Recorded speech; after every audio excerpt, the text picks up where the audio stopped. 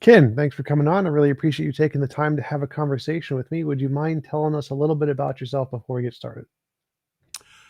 My name's Ken Keathley. I teach theology at Southeastern Baptist Theological Seminary in Wake Forest, North Carolina. I also direct the L. Russ Bush Center for Faith and Culture, which is a center located on the campus of the seminary. I've been teaching here at Southeastern since 2006. Been a professor for, I guess, going on about 25 years now. I was a pastor about 15 years before that. I'm a Midwesterner. My wife and I were born in Missouri. We have 2 grown children and 4 grandchildren.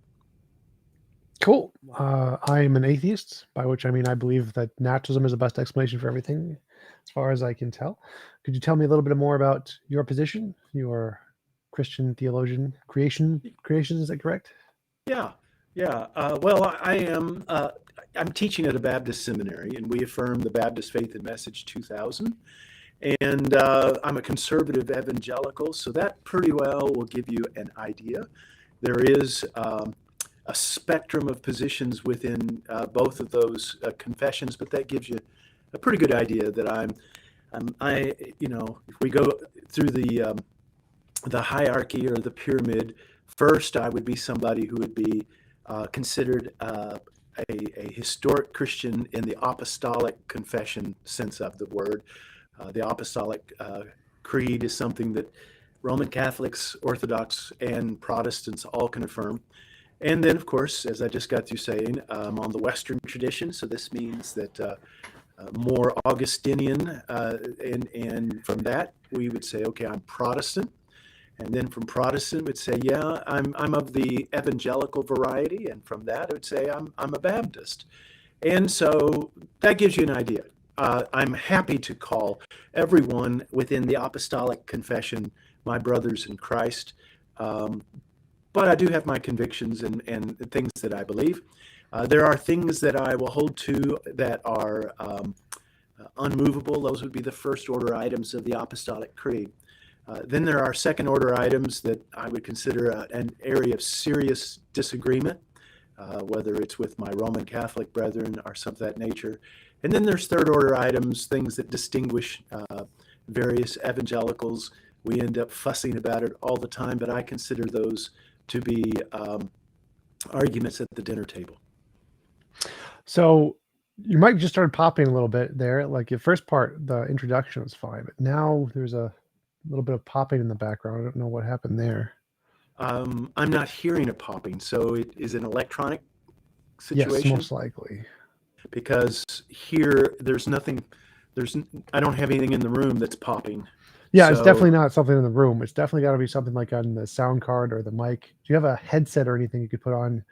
Sure. Let me try that. And see if that helps. Here we'll have a buzz. Here we go. Oh, now it sounds perfect. Now it's gone. Okay, good. Wait, good. Oh, no, now it's back. Okay, I don't know. Do you have a speaker mic, like a different speaker? I only have this one speaker that's hooked up to it. I could try one of these others and see if this is affecting it. How's that? Try talking a little bit and see. This is me. I'm trying talking just a little bit. Still popping? Yep, still popping. I don't hear it over my headphones. That's yeah. Let's see. I could, because it's definitely something that's happening from your microphone. I think your microphone is like just shocked a little bit. Well, I can disconnect it and reconnect it. Try that. Yeah, try that.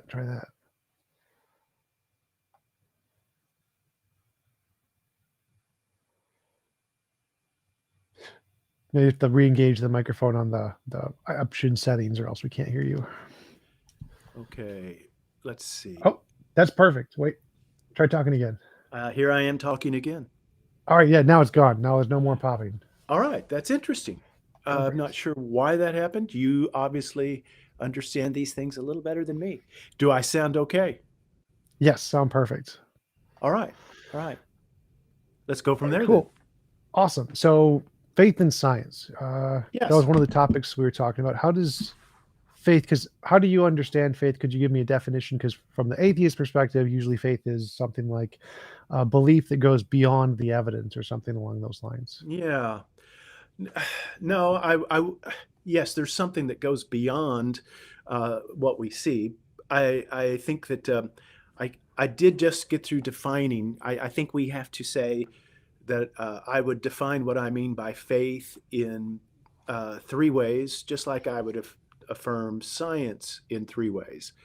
Um, First, I would say faith is a way of obtaining information. Second, it is a body of beliefs. And then third, it is a community of people, a faith community. So, yes, we believe that God revealed himself in the person of Jesus Christ. And so, therefore, there is that communication of God, of himself to us. We believe that God communicated himself in at least three ways. One, he does speak through nature, and that nature itself can uh, communicate to us information. That would be the heavens declare the glory of God, like Psalm 19 says, or Romans chapter 1, in which it talks about how the attributes of God are manifest in nature. And so that would be the general way that everybody can have an awareness of something transcendent.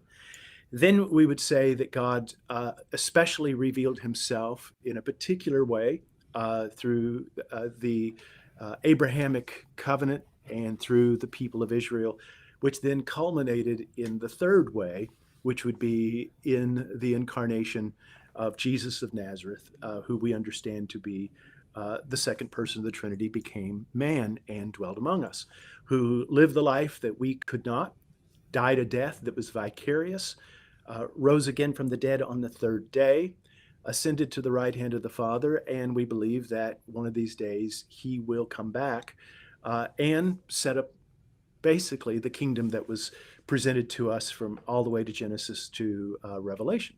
So that would be the way and the body. And then we'd talk about the community of faith, which of course is the church. So that's what I mean whenever I say faith. I'm not just using it in a very generic sense. And then whenever I talk about science, I'm talking about a methodology. In other words, there's a particular methodology that science is known for. However, every one of those things that we talk about on science are also controversial.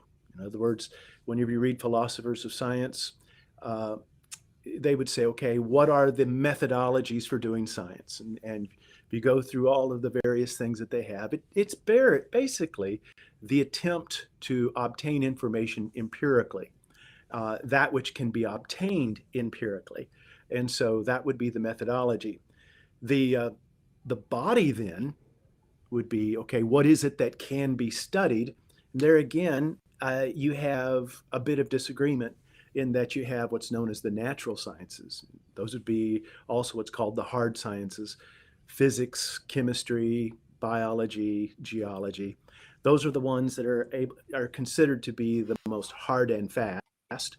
Then you have the social sciences, and everything from anthropology to economics.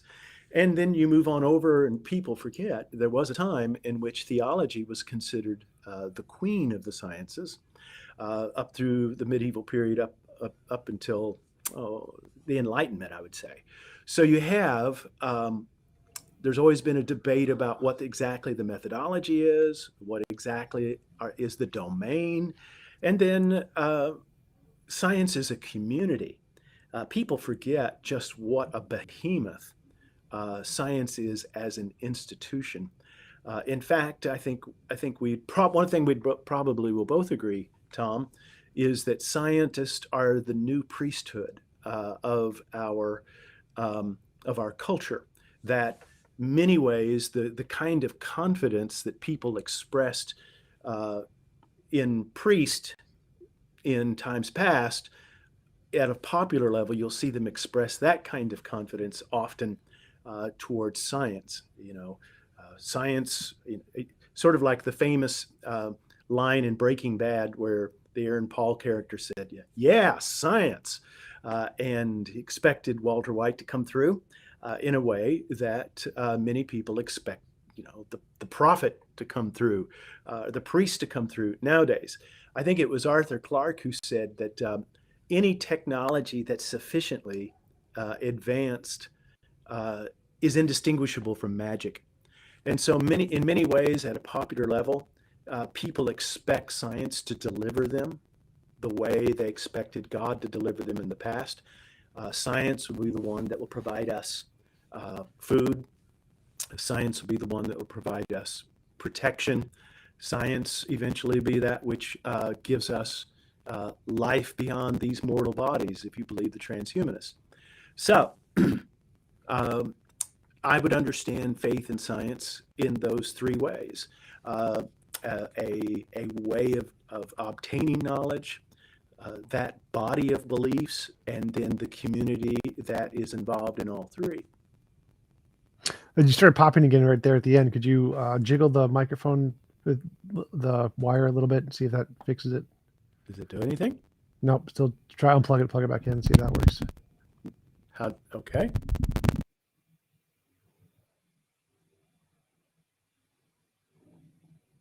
You gotta select it again in the options.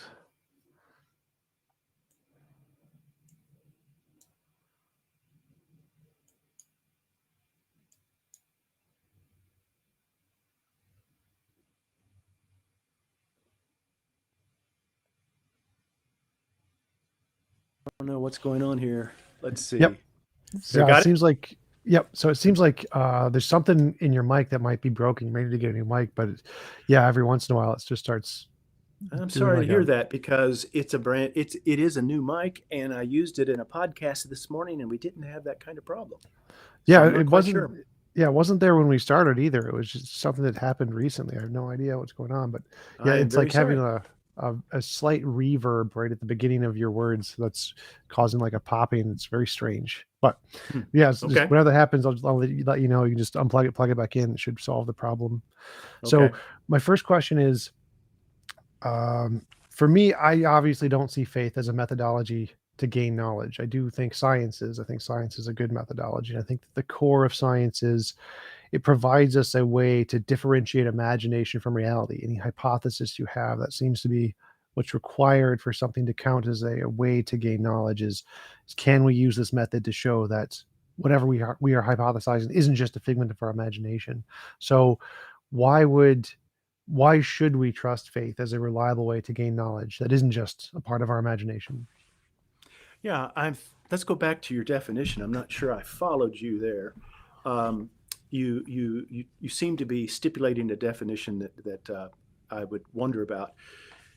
I think we just got through agreeing that the Christian faith operates from scriptures, and so if someone is going to try to understand that, there's going to be four things that we have. Christians will engage with scripture. They will also use their minds. They will engage with the tradition, and they will also embrace experience. And so you have what's often called the Wesleyan quadrilateral, where we would use scripture, tradition, reason, and experience. I don't see where that would go against what you just got through saying, because we just got through saying what the domain is. Now, if you're going to stipulate that faith automatically doesn't fit into anything that you just got to describe, well, then I guess the conversation's over, because you win by stipulated definition. But if you want to say, okay, what is it that science engages with in the narrow sense? And it is something that is strictly engaged in that which is empirical. Correct? Is that what you say? Science is strictly empirical? Well, sure. But so I was asking a more general question there. So yeah. So if science is empirical, is mathematics science? No. So you do place it outside the realm of science.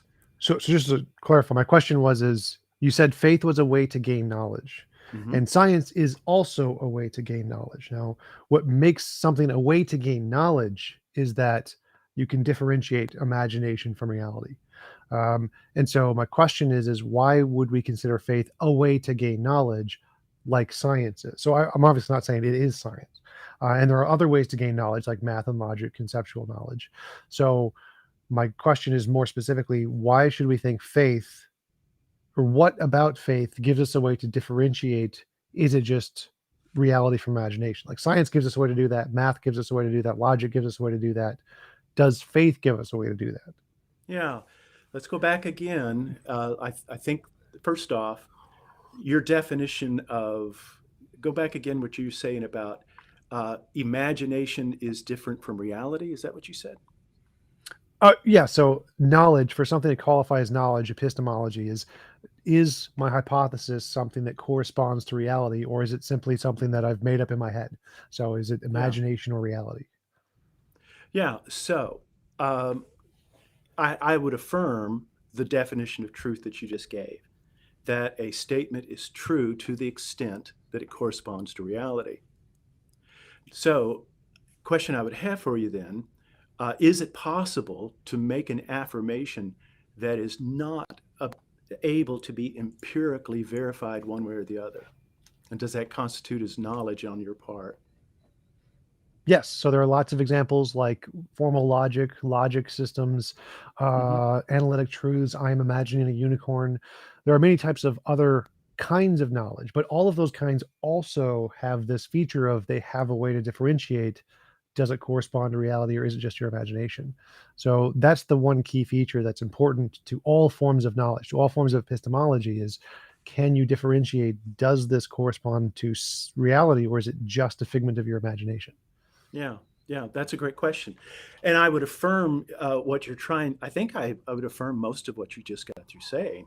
I'm not sure that I would just simply uh, say, okay, anything that cannot be affirmed by logic or by some system of trying to understand it, uh, that therefore it is simply imagination, i.e., faith. I'm not sure I'm following that, Tom. Oh, right, But right. So anyway, yeah, I wasn't asserting faith was one of these things. It was a question. I was saying yeah, there's a class of things that we count as legitimate knowledge, math, yeah, logic, science. We count those as legitimate knowledge. And my question is, does faith offer us a way, offer us some epistemic principle that we can use like all these other ones do? So the reason these we accept as knowledge is they have an epistemic principle that gives us a way to show they are not just imaginary. Does faith, I'm not asserting faith as I'm asking you the question, does yeah. faith also have some epistemic principle that gives us a way to differentiate, is this just something in people's imagination or can it differentiate between that and reality? Also, I think your mic's popping again. Could you plug it and unplug it? Yeah, I'll give it a try, see if it has.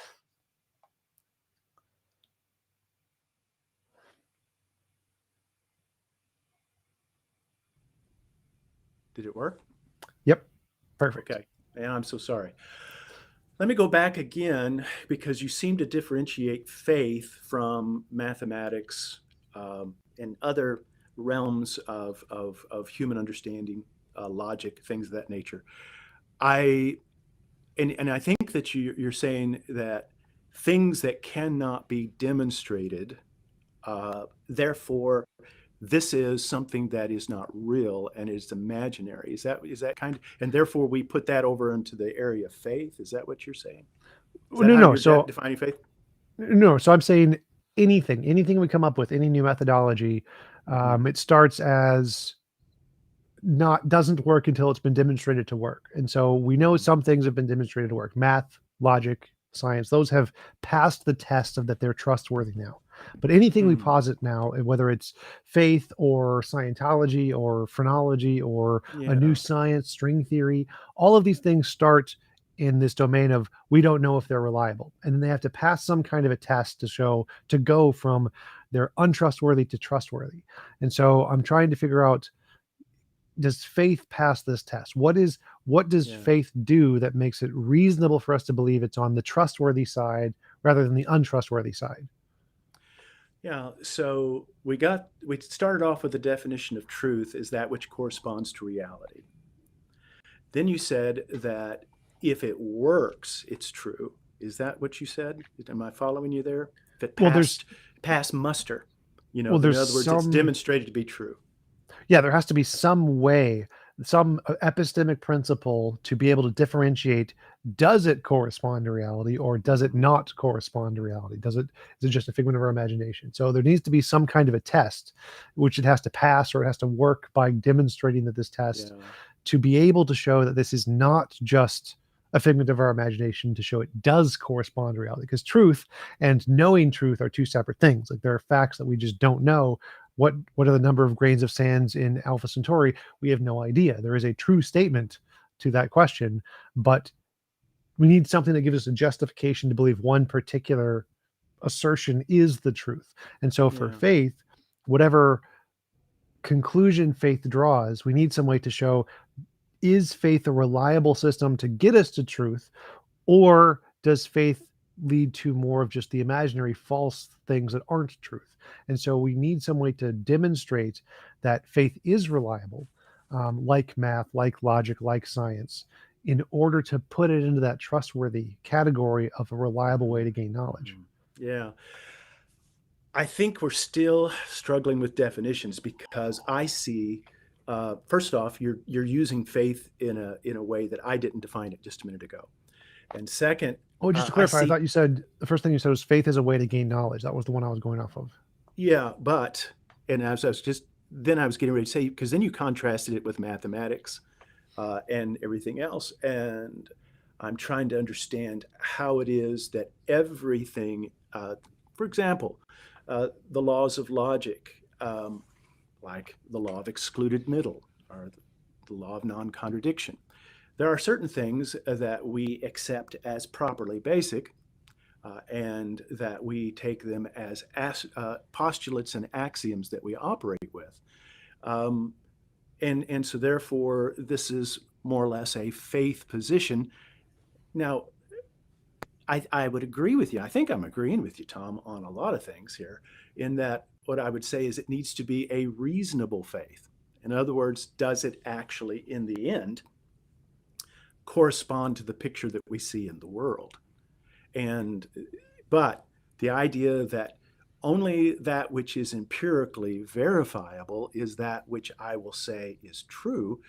I mean, are you accepting logical positivism? Is that what you're saying? Are you embracing that? No, I didn't say anything about that. Okay, well then, so, that's the whole point of logical positivism, is that it is either definitional, incorrigible, or empirically verifiable, and if it's not, then it has no basis in reality. And the way I just heard you say that, and I could be misunderstanding. That's why we're having this conversation, so I can get to understand where you're at. I don't know any of us that would say, okay, there are not certain assumptions that we're starting with. That happens whether it's Euclid's postulates or anything else. So what, and so to say, okay, what about faith? And I would say, I'm not just talking about faith as something just merely as an object. I'm talking about the Christian faith. In other words, if you're asking me, why do I hold to the Christian faith? I would say, well, it's for these reasons. And they have to do with scripture. They have to do with tradition. They have to do with my personal experience. And they have to do with reason. And so I would argue that the Christian faith is a reasonable faith. But I'll be quick to say it is a faith. So I would be confused when you said logic was faith, because that would be drastically contradicting my view. I would say the reason I trust logic is because I can build a logic tree and follow the premises to the conclusion, and I can test if the structure of logic corresponds to anything in my imagination, to reality, whatever. And so I can test if the logical structure gets me to true conclusions. And if it does, then I have a reason to believe it. So you hold to Aristotelian logic? The laws of logic as a, the law of identity, the law of non-contradiction, the law of excluded middle. So you would hold those to be true whether or not the universe ever existed? Yes. So they're transcendently true. Sort of. I mean, I don't think they exist, but yes, they describe things transcendently. Okay. You said they were true, so they correspond to reality. Right. So does the word "the sky is blue." That sentence also corresponds to reality. Or dinosaurs existed. That also corresponds to reality. But the language itself, like the words, don't exist anywhere. Like the English words "a dinosaur" didn't exist anywhere. But Yeah, the yeah, but the laws of words. logic are not merely linguistic conceits. You and I are agreeing. I'm agreeing with you Well, that I the think they are. laws. So You don't logic think. is. So you don't think the laws of logic would exist if the universe didn't exist? Yeah, laws of logic are human languages. Literally, Stanford Encyclopedia, philosophy, classical logic, very first sentence, logic is a formal language. It's a language we use to describe the way reality is. So A So equals you A believe in it is because it works so far. sort of. I'm not, So far. no, I mean, I believe in it because it describes reality. So that's what. So if logic breaks down, would you still believe it's true? No. So I think that, like, for example, quantum mechanics, it's argued that there are non-standard logics that better describe reality. And if that was demonstrated to be the case, then I would uh, supplant Aristotelian logic with the non-standard logics. They would be better descriptors of reality. Yeah. So what does quantum physics do? I'm not a quantum physicist. Maybe you can tell me. My understanding is that quantum physics has some areas that are challenging to us, you and I, as mere mortals. We seem to be running up against a wall where things seem to be both, the cat is both alive and dead until we observe it. Those kinds of very weird things. Um, I guess what I'm trying to understand, see, I think I might have a higher view of logic than you do, because I actually believe that, you know, truth transcends nature. So let me ask you this: are you a materialist or are you a naturalist? Both. So, well, I mean, you don't think that?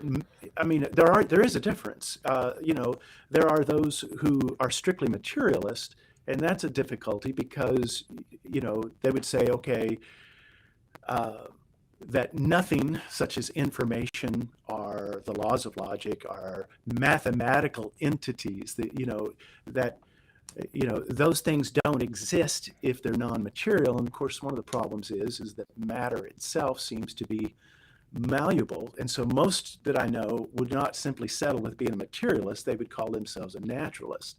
They would say that everything can be summed up within nature.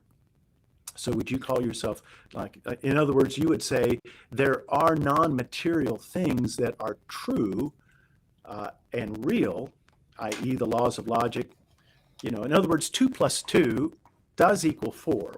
You and I would agree with uh, the fundamental theorem of arithmetic. We'd agree that really is the fundamental theorem.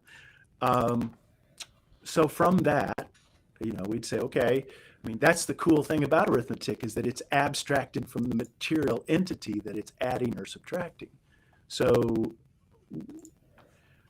are you saying that all of this is simply, I mean, and there's an entire school of pragmatism that would say, okay, these are laws in the sense that we notice that they're regular, and that there are, that it works so far. But and that's, if that's the definition you're working with, I'm fine with that. I just wanted to make sure I knew. Well, as far as I know, like in philosophy, physicalism and naturalism are subsets of one another, so they're like the same thing. I don't think there's any like version of naturalism that entails, or at least not in the classical sense, that entails like abstract truths, because most are like nominalists. So nominalists say there are no universals, abstracts don't exist. Mm-hmm. So those are usually synonyms, and materialism is, it's more like physicalism is typically the like word for like it's just mind stuff. But naturalism and materialism are usually like synonyms. Yeah, there's a lot of guys who do use them as synonyms. Then there are those that are careful to say, well, actually, uh, you know, especially those who are going to deal with things like, as you just mentioned, abstract objects, are symbolic logic, are consciousness, the whole mind-brain question, emergentism, things of that nature. But this is, what we were going to talk about creation and creationism. If there's any questions you had about that. Yeah, I mean, sure. you got Also, you could got the yeah, you got now you know where I'm coming from in faith and science. I do understand uh, these to be two different bodies of knowledge, and I'll respectfully disagree with you. I really do believe I have some type of knowledge in knowing God and knowing Jesus Christ. I do think that that's a real type of knowledge. But I'll agree with you that it's two different ways of approaching things. I'm not disagreeing with that all right. Yeah, and you because mentioned that you said it was properly basic. So if it's a kind of properly basic knowledge, I would understand the kind of argument for you trying to make there. yeah, well, I do think that there are, what is experiments, but the attempt to have carefully controlled experiences. A we learn from experience, and so therefore science then said, okay, let's try to do this very carefully, and let's see if we can make these experiences repeatable. And that's where we come up with experiments where they can be done over and over again. And without a doubt, one of the nice things about science, particularly in the field of physics and chemistry, is that they're able to have something that's very tightly controlled, very highly repeatable, and they're able to have an extremely high confidence that what they have is this is the correct understanding, and that's really sweet. I think we would all agree that science, I mean, I see science as a massive good. I really am very much pro science. Yeah. First, can you? Your mic is doing the thing again. Is it popping again? Okay, I Yep. apologize. Yep. It's all right. And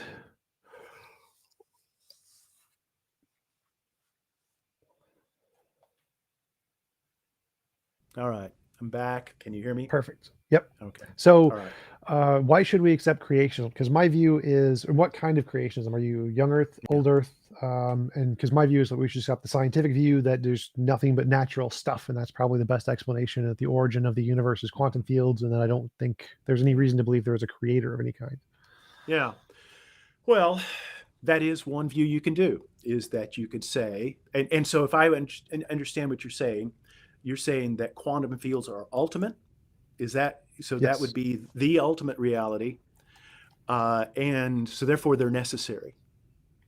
Yes, that's one of the ways to go for. I'm happy with an infinite regression. I think that's, I mean, that's the consensus in physics, is that there's an infinite regression of past physical states, and I'm happy with that. So But I, so I so like you I would like necessary beings. I'm fine with those too. So I'm happy with no no. calling a quantum field necessary being. Well, no, not necessary being, necessary reality. In other words, I wouldn't see a regress as something personal or as a being, but I am asking what you understand to be that which is ultimate and nothing yet beyond it. Okay, so yeah, in philosophy, being just means an object that exists. So the technical term being is just an object. So I would say the two interpretations that I like, one is that there's a past infinite regress of physical things, and two is that there is a necessary being in the philosophical sense, as in a being that was uncreated outside of space and time, that is singular, and that is a quantum field. And both of those are versions I like. They're two separate hypotheses, but I'm happy with either one. Yeah. Going back again, the concept of regress is an abstract concept. I mean, it's something that we abstract from seeing something repeated over and over and over again. And so that's why I was asking that. So you and I are struggling with the same question: why is there something rather than nothing? And so and we both, I am an old earth creationist, and so that I would affirm this pretty much everything that science has arrived at in terms of its standard model. We recognize the tentativeness of this, that things are open to revision later on, but it seems fairly reasonable. I don't have a problem with the notion of the universe coming into existence about 13.8 billion years ago. There was about 3 different iterations of stars or generation of stars by the time we got to our star that had sufficiently heavy enough of atoms that had not just hydrogen and helium, but also nice things like oxygen and iron and all that kind of stuff. So that would take a long time to arrive at that. And so then our planet came along about 4 point some odd billion years ago. Um, So then this planet seems to be extraordinary in that it seems to have had some very, very special conditions just right. This is kind of the rare earth hypothesis that somehow life arrived not too long after the earth itself was formed and went through the Hadithan era, which is quite remarkable whenever you think about it. That we then went through a stage of billions of years in which the life on Earth was microbial, one cell type of living. Somewhere just prior to the Cambrian era, we started having multicellular life, the various stages. We have the various near total extinctions at least 5 times, I'm told.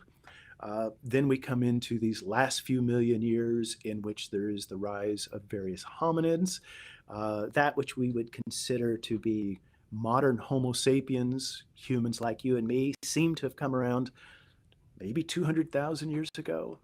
Who knows for sure whenever we say talk about that. Then from that, we have what looks like the rise of cities and agriculture somewhere around 15,000 years ago. So I'm very comfortable with the standard model. I find it to be very compatible with the idea that there is a creator and who called the world into existence. What we're talking about, again, it's the Anselmian definition. God is that which no greater can be conceived. In other words, what is that which is ultimate? What is it? And if you say, okay, it's a quantum field, that's your faith position. You can, because can you prove that there's anything beyond the quantum field? Well, maybe there is. I'd be interested to hear if you're satisfied with that. That's perfectly fine. But that's one way of looking at it. I think it's a very reasonable thing to say, okay, what is ultimate? I'm enjoying this conversation. I hope you are too. But it is the meeting of minds. And if I had enough time, I would be watching the scrolling that's going down on the side that you're probably able to read. Don't do that. Definitely a suggestion. Do not read the chat ever. Never ever read the chat. Yeah. And so what this, I really do believe that we are having a meeting of the minds. We may not agree at all with what we're saying with each other, but I believe you're a mind, I'm a mind, and it's a remarkable thing that's going on. Now, it's simply a question. Did the quantum material universe give birth to minds, or did a mind give birth to the material universe? And that's where we're starting. That's the whole thing about the doctrine of creation. The doctrine of creation from a Christian perspective says that God created the world out of nothing. This is in contrast to dualism.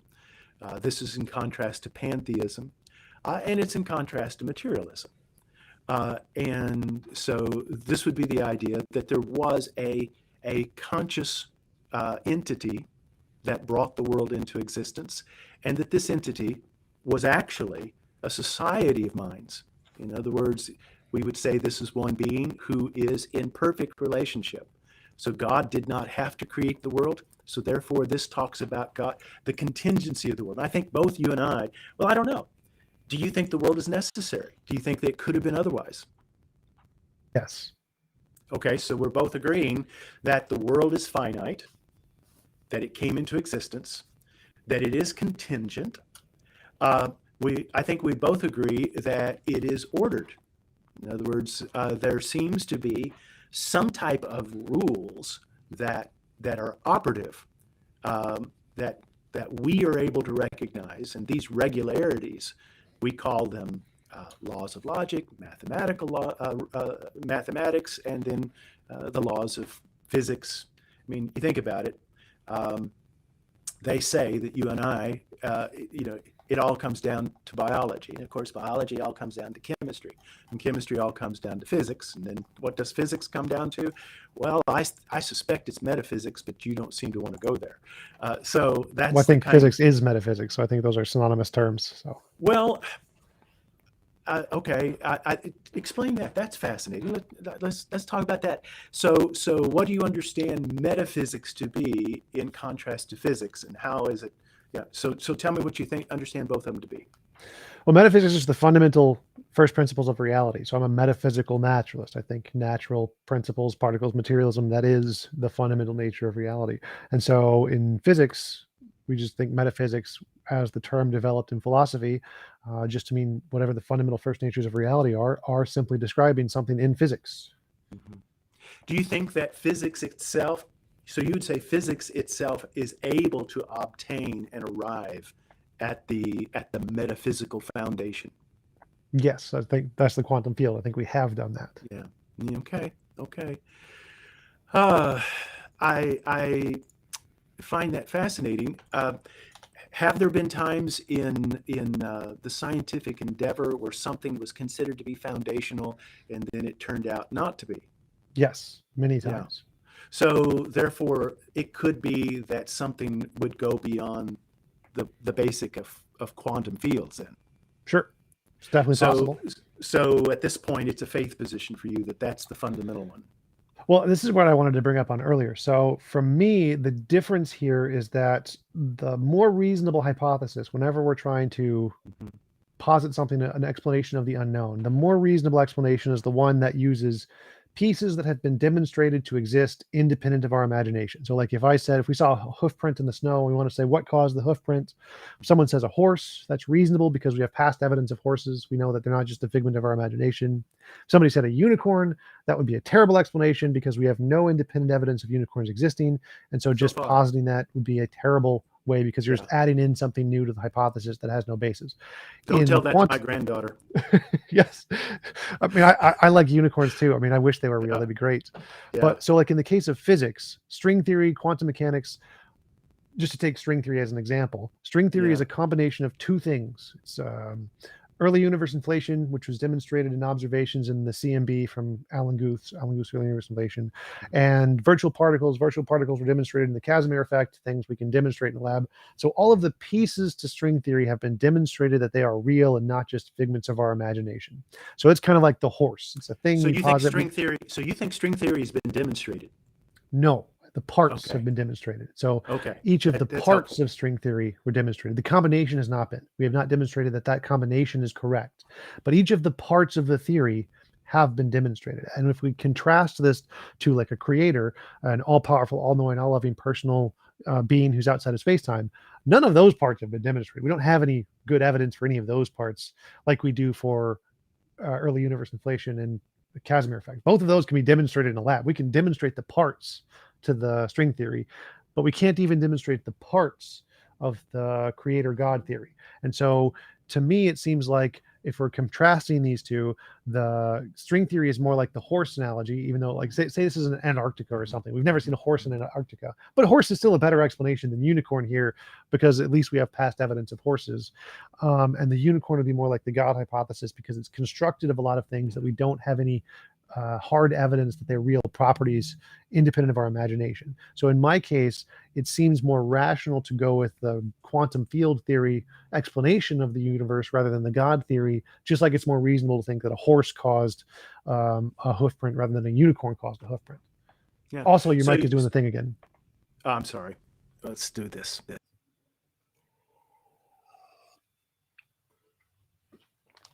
Yeah, someone in the chat posts one is imaginary, one is baseless. So, sorry about the mic. No problem. Yeah. So, in other words, you would say, and again, our conversation, we were talking about the doctrine of creation. I do think that the doctrine of creation is a very reasonable approach to things. I think that none of the things that you said poses any real difficulty to a Christian doctrine of creation. In fact, that is why so many scientists are also Christians. I mean, I'm thinking of some very good friends that are. You mentioned about evidence. I do think that and I'll be right up front. I do think that I do have a piece of evidence that I wish you had. And so, Tom, what would it take? Uh, let's say that tonight, while you're resting, let's say God visits you. I mean, God Himself talks to Tom Jump. Would you think you were having a brain lesion, a Yes. schizophrenic episode? Would there be anything that would let you know that this is something that is real, that it's actually, or in other words, in order for Tom to believe, it needs to be public. It needs to be, in other words, if Jesus comes down from the sky, Tom Jump will be the very That would be first good. Christian. So, novel testable predictions. That's my criterion. So, for any Okay. belief, what qualifies as evidence is novel testable predictions. So, if the things in Revelation start happening, that's really great evidence for Christianity. If I die and I go and meet God in heaven, really great evidence for Christianity. Yeah. Jesus comes back to life, really Yeah. great evidence for Christianity. If he looks like Obi-Wan Kenobi, I'm gonna be very confused. But so he's like, because he's a short Middle Eastern guy. So Yeah, we would both be confused. yeah. Yeah. So Yeah. for me, the So criterion is if let you me can just say, let me ask you this: Are you telling me right now that if you had lived back in the days of Jesus in the four Gospels, and here's Jesus the sage going around doing what he's doing, and he's walking on water, feeding 5,000, healing lepers, uh, he would have had no better Christian, no better disciple than Tom Jump. oh well, sure. So like, there's two things. If I lived back then and had the knowledge of back then, obviously I believe a lot of crazy things. If I lived back then with the knowledge I have now, you could still count that as novel testable predictions if I saw it. So like, if Jesus said I'm going to die and in 3 days I'm going to rise, and it Mm-hmm. happens, that's a novel testable prediction. That's evidence. If he says I can walk on water, he walks on water, novel testable prediction, that counts as evidence. So yes, if I could demonstrate those were not fakes, kind of like the current magicians who work in Las Vegas or Yeah, something. right. We don't And want to be deceived. right, We recognize, and again, there's another thing you and I agree with, and that is we should test things. In fact, I think you know enough of the Bible to know that the Bible itself says, "Be sure to test all things." yep. Yeah. So I think we would agree there. So you're telling me that if you had seen all those things, that's all that's keeping you from being a Christian. Yeah, sure. Novel testable predictions is my criterion for accepting anything. And so if Jesus said I'm going to die and be crucified and rise in 3 days, and that happened, I'd be like, yeah, that's really good evidence. That's Mm-hmm. definitely Mm-hmm. good evidence. Yeah. Can I gently say I doubt that? That I'm not sure I'm convinced. Well, I can understand why you would have that bias, but from mine, like for me, what I consider the best evidence ever presented for a god is from the Yeah, Bhagavad Gita. I'm not questioning God. I'm questioning Tom. No, no, yeah, that's why. So what I consider the best evidence for any god comes Mm-hmm. from the Bhagavad Gita. The Bhagavad Gita predicts the age of the earth is 4.3 billion years ago. That's within 5%. That's a very good prediction. And it's, for me, I consider that to be the best evidence I've ever heard for any god because it's a novel testable prediction. 6,000 years ago, some guys predicted the age of the earth within 5% accuracy. And so whenever you give novel testable predictions, I count that as evidence. If we started to see this stuff from Revelation, I would definitely start to believe in Christianity. That's pretty reasonable. So it's because my methodology, I have high function autism. My methodology is very strict. If I get novel testable predictions and they work, I believe it, and that's pretty much just a done deal. So if I had a magic 8 ball and you said it's going to predict the next lottery numbers 5 times in a row, and you get the first 3 right, I'm going to believe it. I'm going to be 100% magic 8 ball supporter because it works. That's all I care about. Well, and I would, what I would say to you is go for it. Don't, and I would assume the reason you're having these conversations, do you consider yourself to be an evangelistic atheist? I mean, In de you've got a facto, program. I mean, you're on a yeah. program. Well, it's my Yeah. job, so it's like I don't consider a McDonald's worker a evangelist for McDonald's. I consider them to be an employee because they need a job. Like if I had infinite money, would I be doing this? Probably not. Um, So this is strictly a job for you? yes, so I had major depression, and talking to people via conversations was a way for me to practice human communication skills because I'd never spoke to anybody for like the first 20 something years of my life. Okay. Okay. Fascinating. Well, I'm sorry. Like I said, that's. I mean, I'd love to hear more about that. High functioning autism. So have you? So this is your full time job Yep. doing what you're doing here. Do you do this every day? I do now because I have a volunteer who sets up all my conversations, and he's setting them up once or twice a day. I used to do them like 3 times a week, and he's like, "We're doing them all day." I'm like, "All right." So I take weekends off though. So Okay. So this is your means of income. This is the way that you make your living. yep. I also do donations, so plasma and stool donations. That pays well too. Okay, okay. Um, so this is the Tom Jump Evangelistic Ministries for Atheism. Is Well, it's mostly, I think, because the foundation of my channel is based on my epistemology and my morality, and religion is Yeah. just a good way to contrast the effectiveness of my epistemology. I don't really think it's not about atheism. It's about my specific epistemology and morality. Because I also do a lot of politics, flat Earth, the Bigfoot. So it's not just atheism. Yeah, yeah. Well, you and I would agree on a lot of things here. In that, I do want to have epistemological virtue. I don't believe in Bigfoot, and flat earthers are bizarre. I think we'd probably agree on all of those things. I do find the universe to be filled with wonder and awe. I think science is, like I said, really cool. One of the things that I think one of the things that I was trying to hinting at, um, I really, I have you ever had anything that you would consider to be a religious experience? Yes. So I Okay, used to tell me be about it. Christian. Well, that's what I was wondering where we're headed with this. So tell me about what you give me your testimony of conversion and your testimony of deconversion, and you Sure. can Also, go ahead and be. You're just as is it popping again? yep. And so Okay. while you're fixing that, I will give my story. Oh, My parents are both very religious, Christian, brought up in a Christian household, went to Catholic grade school, Catholic high school.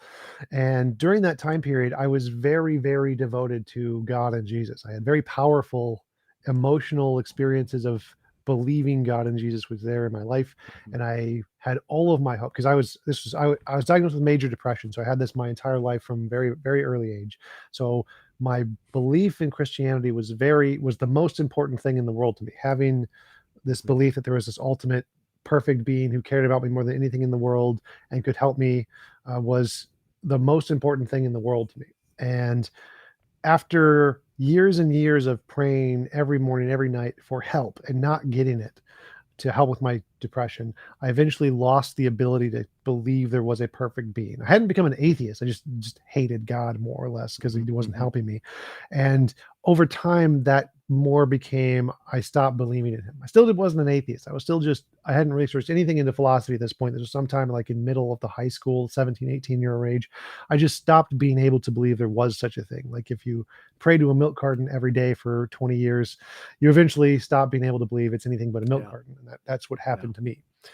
It wasn't until about 6 or 7 years later when I started to research philosophy, when I got into the realm of the new atheism kind of a thing. That's when I started to more move into the atheism camp. But that is my general story of how I started Christian, became an atheist. Okay, fascinating. I get it. I think your story is not that unusual, um, and I sympathize, actually empathize with a lot of what you're saying. I do get it. Um, a God who is all good, all loving, all wise shouldn't. It just seems to make sounds to reason that life should be better for a lot of individuals than what it is if there is the God of the Bible. That seems to be what you're saying, right? Well, yeah, that was my initial reason for um, not being able to believe that prayer or God was meaningful anymore. But that is totally Mhm. separate from like, I didn't have any rational justifications back then. It was just Mhm. purely based on my pain and lack of help. It wasn't Yeah. until I got into the philosophy that was more like, oh, here are the actual reasons why this position is more rational, and here's why we should adopt these kinds of different epistemic values. And so I really didn't do much intellectual introspection back Yeah. then. I was too focused on the depression. So others who have gone through similar journeys and ended up being Christian at the end of the journey rather than being atheist, do you think that they were just deluded, or what do you think's going on there? Well, I think that there are things in life, like if I was praying to God and I got what I needed to cure my depression, I'd be a Christian. For the rest of Hmm. my life, doesn't matter what happened. If I got what I needed to cure my depression, I'd be Christian. And so it happens to be the case in life that religious experience and specifically community are a lot of the things people need to cure those kinds of ills in life. And churches, specifically religious churches, offer that better Community. more often than like pretty much anybody else. I'm Right. really jealous of that. I want to start an atheist church because I think that the church opportunities of community that are provided from religion are something that's extremely valuable in You human realize that's society. what Julian the Apostate wanted to do. Yeah. Oh, there's a lot of people that do it. We got Sunday Well, Assembly, Alan DeButton. So yeah, yeah. No, I mean, seriously, Julian the Apostate, whenever, he became the emperor of Rome and he rejected the Christian faith, one of the things that made him so upset and so aggravated was that uh, the Christians seemed to do so doggone well at those kinds of things that he felt like just human beings ought to do. yeah. And yeah, and so why can't we, why can't we apostates have hospitals and charities and you know, I mean, I do understand what you're saying, and I get the bitterness of disappointment. I really, really, really do. And But I wanted I to answer your question. So your yeah, question was, yeah, do I think that people who convert to Christianity after those are deluded? And I'd say no, because I think the reason when they're in those depressed states and they're asking for help and searching for help like I was, they can often find those in church and community. And so they genuinely do find the cure for their depression in the communities from religion. And so it makes sense that they would attribute that to religion. So no, I don't think they're delusional or deluded, or that they had like a experience from an epileptic seizure or something. Which yeah, that's the thing. People do have epilepsy and they are right, religious because of that. But I right, don't think that having a transformative experience that cures you from your depression in some state would make you unjustified in believing yeah, that there's something significant about whatever it is you're doing. yeah. I think you're talking to somebody who was my experience is almost the opposite of yours in that my parents were uh, they were not in church. They were not religious. They had a religious background, but it was my great grandfather who would pick me up and take me to church. Occasionally, I didn't want to go. I would hide from him, go out in the woods whenever he would show up, so I didn't have to go. And uh, then during my teenage years, really got into trouble and um, really made a mess of things. And personally, it's the old fashioned evangelical Billy Graham style evangelistic conversion that was transformative to me. And it wasn't just, I mean, and Tom, I don't know how to say it any other way than I really do. I experienced a personal encounter with Jesus Christ, and it was about as real as I didn't hear an audible voice. I'll admit right up, I didn't see the burning bush. I didn't see him walk on water, but it was a very powerful personal thing. And I know that one should not build their faith just on personal experiences. I understand the limitations of experience, and I understand the limitations of that which is subjective. Having said that, that doesn't mean they're not influential and they're not real, as your testimony and my testimony just got through. You just got through saying just how powerful it was influential upon you to go 20 years begging God to help you, and then nothing happened. I mean, I feel for you. I can't even begin to imagine what a disappointment that would be. There are a number of explanations we could do here. Some of them would be very harsh and cruel, and I'll acknowledge that right up front. I have some Calvinist friends that would have the conclusion that I'm elect and you're not. And so therefore, the reason why I have this loving, wonderful encounter with God is because God loves me, chose me, and he didn't you. Well, I just want to rush to say I don't agree with that view either. But I just want you to know it's out there, and you know it's out there, and we all know it's out there, and we disagree with it. And in fact, most good Calvinists I know would bristle at that characterization, and as well they should. But there are those yahoos that would say that sort of thing. I really do believe in a reasonable faith. In other words, I think that if you do talk to evangelicals, and obviously you do, we are trying to make sense of something very real and transformative that happened to us. It was real. Does the Christian faith meet that? The fact of the matter is, what the Christian faith tells us, and it fits very well, is that there is something rather than nothing. It is here on a razor's edge. It's very special, the whole idea of fine-tuning. The earth is this remarkable place that is quite beautiful. There does seem to be something quite remarkable that converged together to bring about human beings. It's why I like reading someone like Simon Conway Morris and his discussions of these things. And here we are. There's also something tragically wrong with us. I do believe, and we're the hour is just about done. The next time and I hope there is another time because I've really enjoyed this. I would like for us to talk about you've talked about your epistemology. The next time we get together, let's talk about morality. What constitutes an ethical life? I would really enjoy that. What is the basics of ethics? All of those things, because I really do believe that there are three things that we need to be able to have a life that is the good life. And that is that we need to know the good, we need to know the true, and we need to know the beautiful. And I do want to hear from you. I've appreciated hearing your story. Thank you. Yeah, absolutely. I really appreciate you coming on. And we do have a super chat who wanted to ask you a question. But yeah, definitely have you on again to talk about morality. Okay. So the super chat we have is for both. Isn't God the collection of good beings? Isn't God the greater good? Yeah.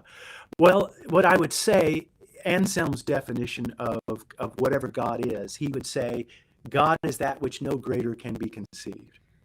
And what Anselm was trying to say is, whatever is the ultimate reality, that which is necessary, that which cannot not be, that is what is worthy of embracing as the ultimate truth. And he would say that's what we call God. A collection of good beings, or isn't God the greater good? I think that one of the things the Christian faith is attempting to do, this is what makes the biblical faith, I think, distinct from the other faiths. A lot of times people say, hey, look, there's like 10,000 different deities that people have postulated, everybody from Zeus to Thor to, you don't believe in any of them. You're a 99% atheist. I'm just 100% atheist. We just go one God further.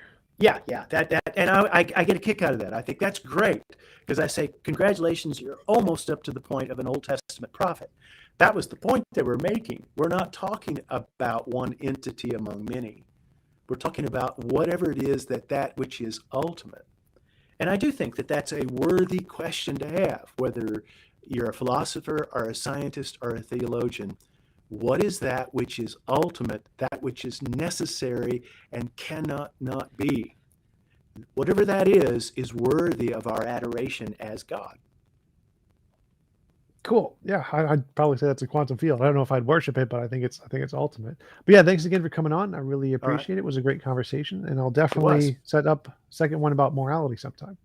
Yeah, I enjoyed it. Thank you so much. And now that I have time, I'll look at the chats, and I'm sure they've all been yelling. They all been screaming at me for the last 30, 45 minutes. Yep. There's a lot of mic popping. So annoying. Oh my God, the mics, my ears, bleeding. I am so sorry. We will find It's it all right. because this is, I would see that as some type of providential or demonic, or it could be just simple, or it could be just be simply the laws of nature at work. And so, Yep. it's, there you go. All right. Thank you, Tom. This has been great. Absolutely. Have a nice day.